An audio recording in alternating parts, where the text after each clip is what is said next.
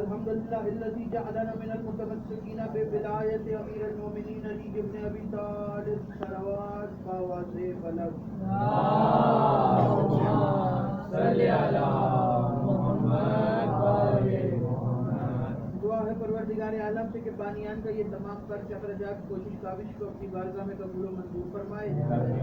آپ حضرات کا اس فرش پہ چلایا میرا عظیم خالق اللہ اپنی بارگاہ میں قبول فرمائے. آپ کے رزق معرفت میں رزق ولایت میں اضافہ فرمائے. کوئی غم نہ دے سوائے غم حسین کے. لاکھوں دعاؤں کی ایک دعا میرے اللہ قبر کی پہلی رات ہو زیارت امیر نصیب فرما. قیامت کا دن ہو شفاعت شبیر نصیب فرما. محشر کے روز اکاعت میں قرآن اکاعت میں دامن اہل بیت نصیب فرما. ہمارے آخری وارث کا ظہور جلد سے جلد فرما. ہمیں ایمان کے انوار و انصار میں شامل فرما. اور ہر عزادار کو مرنے سے پہلے لازمی مرتبہ تمام زیارات سے مقدسہ کی زیارت نصیب فرما.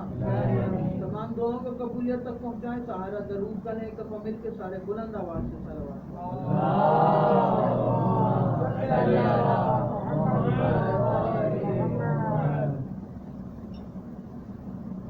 اجازت ہے بات شروع کی جائے. ایک بندے کی توجہ میری طرف ہوگی جس کے ذہن میں کل کی مجلس ہے. میں آغاز آگے سے کر رہا ہوں کہ بات دہرانے کا وقت نہیں ہے. لوگوں کے لیے قتل حسین ایک عام قتل تھا. میرا موضوع جس کے ذہن میں ہے فلسفہ تاریخ کربلا.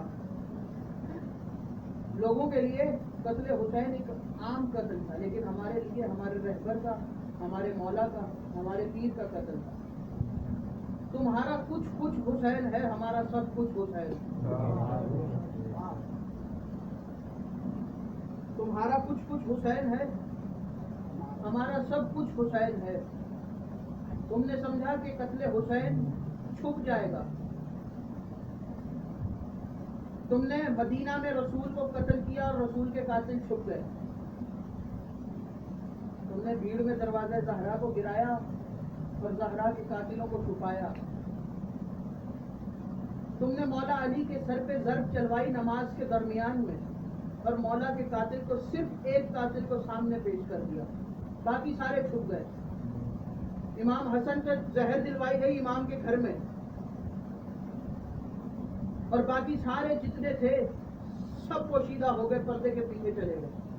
تم نے سوچا کہ اسی طرح حسین کا قتل بھی چھپ جائے گا.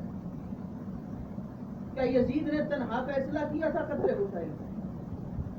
اتنا بڑا فیصلہ کہ اپنے ہی نبی کے نواسے کو مار دینا کیا یہ اس کا تنہا فیصلہ تھا؟ انویسٹیگیشن چاہیے ہمیں قتل حسین کی کہ حسین کے قتل کے پیچھے پوشیدہ کون کون تھا. ڈھونڈو تو صحیح کہ حسین کے قاتل کون کون تھے. جب یزید کے پیچھے دیکھا تو اتنی گھناؤنی سازش نظر آئی قتل حسین کے پیچھے کہ یزید کو کس طریقے سے ممبر پہ بٹھایا گیا, کس طریقے سے اسے بادشاہت دی گئی, کس طریقے سے یہ سارا جو پلان تھا اس کو طے کیا گیا. اپنے دور میں یزید کے باپ نے 4 لوگوں کو شام بلوایا. توجہ کیجیے, اپنے دور میں 4 لوگوں کو اس نے شام بلوایا جس میں حسین بن نمیر ملعون شامل تھا. اس نے اپنے پاس بلانے کے بعد ان 4 سے کہا کہ میں چاہتا ہوں کہ میرے بعد میرے تخت پر میرا بیٹا یزید حاکم بن کے بیٹھے. تو ان 4 نے کہا کہ جس طرح ہم نے تیری حکومت بنوائی تھی لوگوں سے درہم و دینار کے زور پر, اگر ہم خزانوں کے منہ کھول بھی دیں تو یزید اتنا بدکار ہے کہ لوگ اسے تسلیم نہیں کریں گے. لیکن اگر لوگ تسلیم بھی کر لیں تو 4 لوگ ایسے ہیں کہ جن سے شدید خطرہ. اگر سارے تسلیم کر بھی لیں تو 4 لوگ ایسے ہیں جن سے شدید خطرہ. نے کہا کون ہے وہ 4 لوگ؟ تو انہوں نے کہا کہ پہلا ہے عبداللہ ابن عمر, دوسرا ہے عبداللہ ابن زبیر, تیسرا ہے عبد الرحمن ابن ابی بکر اور چوتھے ہیں حسین ابن علی۔ یہ چار ہستیاں اس کو تسلیم نہیں کریں گی، ان سے ہمیں شدید خطرہ۔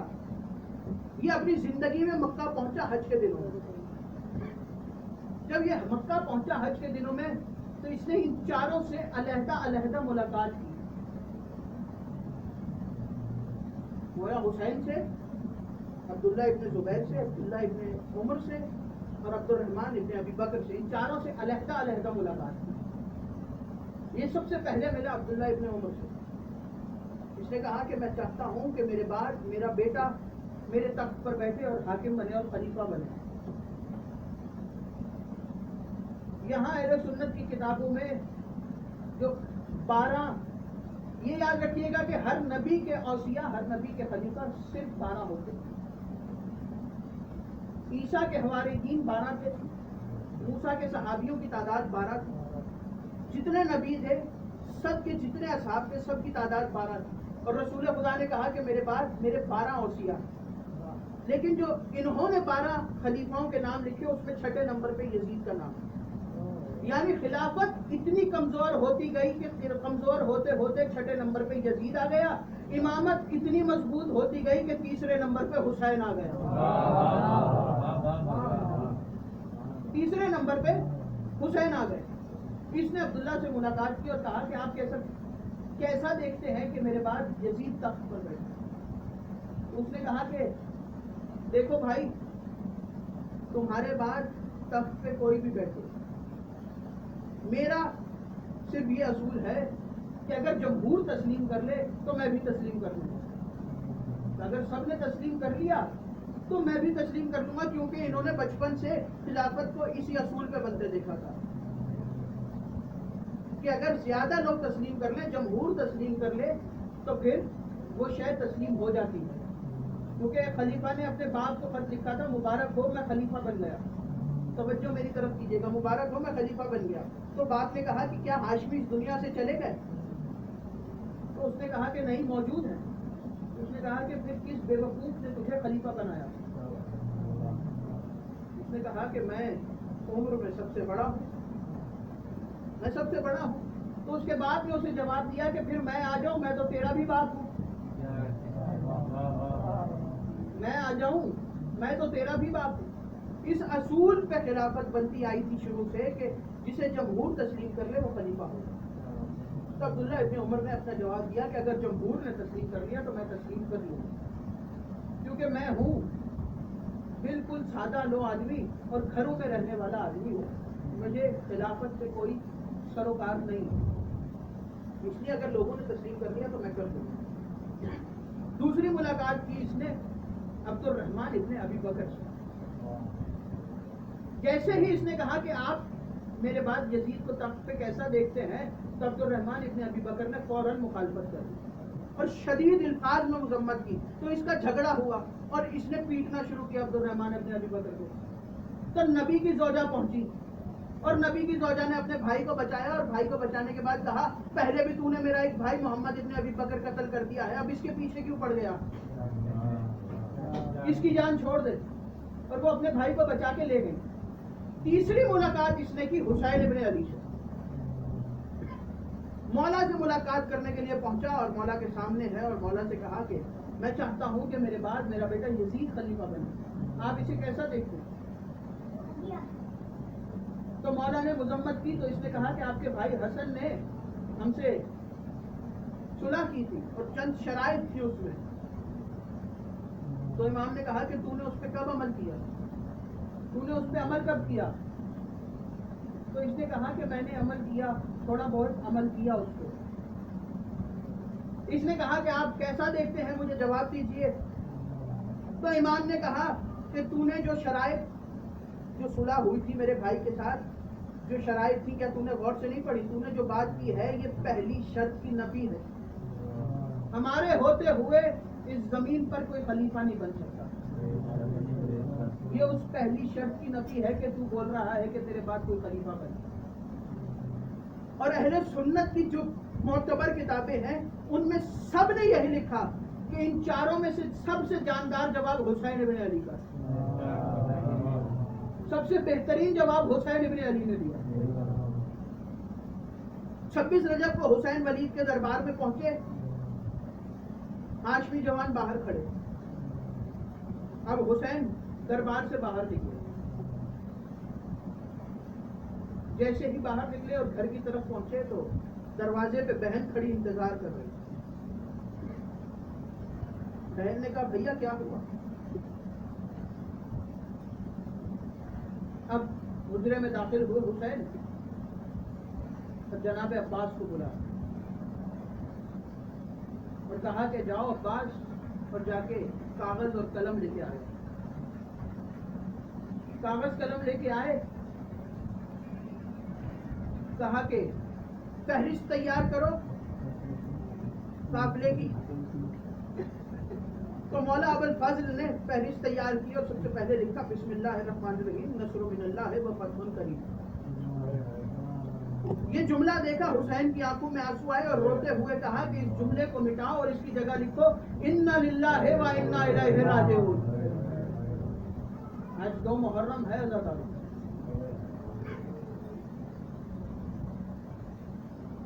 کانپتے ہوئے ہاتھوں سے مولا عباس نے لکھا انا للہ و انا الیہ راجعون. تو عباس لکھو پہلا نام حسین ابن علی. عباس ابن علی. جب سارے ہاشمی جوانوں کے نام لکھوا دیے کہا عباس اب لکھو نام. تو مولا کیا نام لکھو؟ زینب بنت علی. کانپتے ہوئے ہاتھوں سے مولا نے نام لکھا. تو عباس نام لکھو کلثوم بنت علی. ایک نام حسین نے ایسا لکھوایا کہ عباس تڑپ گئے. حسین نے آواز دے کے کہا عباس نام لکھو سکینہ بنت الحسین. لوگ کے کہا مولا سکینہ بھی جائے گی؟ عزادارو فہرست تیار ہو گئی. چھوڑ دیے میں نے مکان. فہرست تیار ہو گئی. عباس جاؤ اور جا کے اعلان کرو کہ یہ جو نام ہم نے لکھوائے ہیں یہ سارے ہمارے ساتھ مکہ تک جائیں گے. اور جناب عباس گھر کے دروازے پہ پہنچے اور کنیز سے کہا کہ میں جس کا نام لیتا جاؤں تم اس شہزادی سے کہتے جانا کہ وہ باہر آ جائے. اور اب جناب عباس نے نام لینا شروع کیا. رقیہ بنت علی, زینب بنت علی, کلثوم بنت علی, سکینہ بنت الحسین. جب سب کے نام ہو گئے ایک چھوٹی بچی کونے میں کھڑے ہو کے اپنے نام کا انتظار کرتی رہی اور دوڑتے ہوئے چچا کے قریب آئی اور آگے کہا چچا میرا نام نہیں آیا. تو دونوں ہاتھ باندھ کے جناب عباس نے کہا کہ شہزادی میں کیا کروں, آپ کے بابا نے آپ کا نام نہیں لکھوایا. تو بابا کے پاس پہنچی اور کہا بابا کیا میں آپ کے ساتھ نہیں جاؤں گی؟ تو رو کے حسین نے کہا سغرا تجھے کیسے لے کے جاؤں, تو ہو بہو میری ماں کی شبیہ ہے. عزادارو قافلے نے تیاری کی. سب نے الوداع کرنا شروع کیا. سب نے چابیاں اپنے حجروں کی جناب سغرا کو دینی شروع کی. سب بیویاں ملتی رہی, سب ملتے رہے. ایک وقت آیا کہ ایک کڑیل جوان بھائی اپنی بہن سے ملنے آئے اور بہن بھائی گلے لگ کے بہت روئے. عزادارو جانے کا وقت قریب آیا. جب حسین نے اکبر کو صدا دی کہ اکبر چلو, تو جناب سغرا نے روتے ہوئے کہا کہ بھیا ایسے نہ جانا, ذرا ایک لمحہ رکنا. اب علی اکبر رکے تو جناب سغرا زمین پر بیٹھی اور زمین پر بیٹھنے کے بعد ایک جگہ پہ ریت کو اکٹھا کیا اور ریت کو اکٹھا کرنے کے بعد کہا علی اکبر اس پر اپنے قدموں کے نشان لگا دو. تو شہزادے نے کہا سغرا کیا کرو گی؟ کہا بھیا جب مجھے تمہاری یاد آئے گی تو تمہارے قدموں کے نشان پہ سر رکھ کے. ساری بیویاں گھر سے باہر نکلی. اب ایک ایک بیوی کو محمل پہ سوار کرایا جا رہا. ساری بیویاں سوار ہو گئیں. جناب زینب نے کہا مجھے وہ سوار کرائے جو 11 محرم کو مجھے کربلا میں سوار کرائے گا، مجھے وہ سوار کرائے جو مجھے شام میں محمل پہ سوار کرائے گا۔ عزادارو سید سجاد نے سوار کرایا، قافلہ چلا اور چلتے چلتے قافلہ مکہ پہنچا، مکہ سے قافلہ چلا اور 2 محرم کو قافلہ کربلا پہنچ گیا۔ مولا سرزمین پر آئے تو منظر ایسا ہوا کہ مولا کے گھوڑے نے چلنے سے انکار کیا۔ اب حسین نے پوچھا کہ یہاں کے قریب کے لوگوں کو بلایا جائے۔ بستی والے آئے تو مولا نے پوچھا کہ یہ جگہ کیا ہے؟ تو کسی نے کہا کہ یہ نینوا، کسی نے کہا کہ یہ معلیٰ۔ بزرگ ان بستی والوں میں سے آگے بڑھا اور اس نے آگے بڑھ کے کہا کہ یہ کرب و بلا بھی ہے۔ کربلا کا نام آنا تھا کہ مولا نے آواز دے کے کہا عباس بس یہیں پر ہمارے خیمے لگا دو۔ خیمے لگانے کا حکم ملا، خیمے لگے۔ جناب زینب نے رو کے پوچھا بھیا یہ زمین کیسی ہے کہ میرے دل کو قرار نہیں آتا؟ تو رو کے حسین نے کہا کہ بہن یہ وہی زمین ہے کہ جس کا ہم نے نانا سے وعدہ کیا تھا، بہن یہ کربلا ہے۔ 2 محرم کو کربلا کے مقام پر پہنچے، بلایا بنی اسد والوں کو۔ اب وصیتیں کرنے کا وقت ہے۔ کہ بنی اسد والو میں تم سے تمہاری زمین خریدتا ہوں، 60,000 دینار میں مولا نے کرب و بلا کی زمین خریدی، اور خریدنے کے بعد مولا نے کہا کہ میں یہ زمین تمہیں عبا کرتا ہوں، تمہارے حوالے کرتا ہوں۔ عاشور کے بعد بنی اسد کے مردوں سے مولا وصیت کر رہے ہیں کہ اے بنی اسد کے مردوں، عاشور کے بعد ہمارے لاشیں کربلا کی ریت پر بے غور و بے کفن پڑے ہوں گے۔ میری تم سے وصیت یہ ہے کہ جب ہمارے لاشیں بے غور و بے کفن دیکھو تو آ جانا اور ہمیں آ کے دفنا کے چلے جانا۔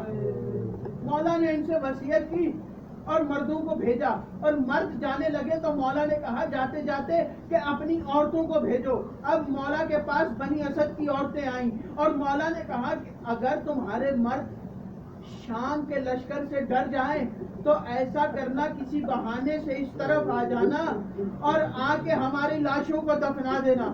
اب جب بنی اسد کی عورتیں گئیں تو بنی اسد کے بچوں کو بلایا اور بچوں کو بلا کے کہا کہ اے بنی اسد کے بچوں، اگر تمہارے ماں باپ ڈر جائیں تو پھر ایسا کرنا کہ کھیلتے کھیلتے اس طرف آ جانا اور کھیل کھیل میں ہمارے لاشوں پہ مٹی ڈال کے چلے جانا۔ عزادارو وصیت کر دی حسین نے۔ آ گئی 11 محرم، عزادارو قافلہ چلا گیا۔ آ گئی 12 محرم، جب بنی اسد والے کربلا کے میدان میں پہنچے، منظر عجیب دیکھا بنی اسد والوں نے کہ سب کے لاشیں ہیں اور سارے لاشیں بکھرے پڑے ہیں۔ اتنے میں سب نے دفنانا شروع کیا۔ اب ایک لاشے کو دفنانے کا وقت آیا، آخری 2 جملے، لاشے کو دفنانے کا وقت آیا۔ ابھی قریب تھے کہ لاشے کو ہاتھ لگائیں کہ دور سے ایک گھڑ سوار کی صدا آئی۔ ایک گھڑ سوار قریب پہنچا، چہرے سے نقاب ہٹایا تو دیکھا کہ امام سجاد ہے۔ کہا مولا، تو مولا نے کہا کہ میں اس نے امامت سے آیا ہوں اور میں اپنے بابا کا لاشا دفنانے آیا ہوں، چچا کا لاشا دفنانے آیا ہوں۔ اب سید سجاد بتا رہے ہیں کہ یہ حبیب کا لاشا ہے، یہ حر کا لاشا ہے، یہ اون و محمد کا لاشا ہے۔ اب سب کے لاشے بتا رہے ہیں کہ ایک بنی اسد والے مرد نے پکارا کہ مولا یہ لاشے کے ٹکڑے پڑے ہوئے ہیں، مولا یہ کسی کی لاش کے ٹکڑے پڑے ہوئے ہیں اور اس لاش کی ٹکڑوں کے اوپر ایسا لگتا ہے کہ کسی کے سینے پر ایک گوشت کا لوتھڑا رکھا ہوا ہے۔ سید سجاد روئے اور رو کے کہا وہ گوشت کا لوتھڑا نہیں بلکہ میرا 6 مہینے کا اصغر اپنے بابا حسین کے سینے پر۔ ماتم حسین